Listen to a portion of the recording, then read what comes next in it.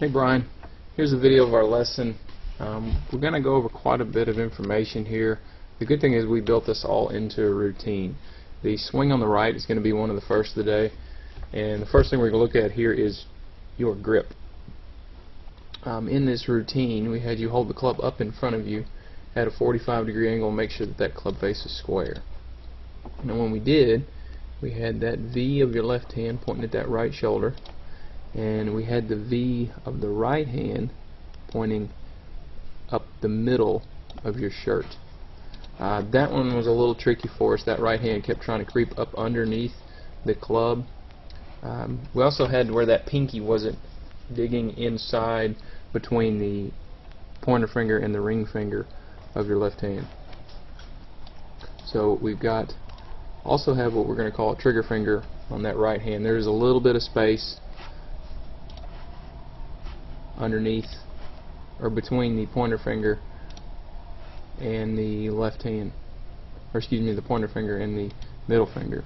So right in there, hard to see on the video, but we can see a little bit of space so that the pointer finger is farther down the grip than the thumb. Here the thumb was much farther down the grip than the pointer finger. Grip's a little harder to see on this video, but at least wanted to go over it. Now we look at posture. Let's take a look at one of the first ones again. What we'll see here is what looks to be a rounded spine. Well, what rounds the spine is where's the lower body. When we take a look at the after on the left, we can see that the spine is much flatter. We gave you added this into the routine as well, where you would stand up, hold the club straight out in front of you, and then you would make sure that your backside went up and back. That was important. The one here on the right, we see the pelvis is tucked very far under, not in as much of an athletic position. One thing we had to keep an eye on is where's the weight in your feet. You tended to get a little too close to the ball, so we tried to make sure that the weight was positioned more over the balls of your feet, maybe the backs of them towards the arches of your feet. Much better posture there. And then what we'll see on the ground at your feet is a line for ball position. We'll get to that, and here we're going to look at the butt of the club is pointed at your belt line. It doesn't look like it there because the shirt's untucked, but it is dead at your belt line. If it gets off, again, revert back to the routine. Try to get the routine better so that it becomes easier. That stick between your feet.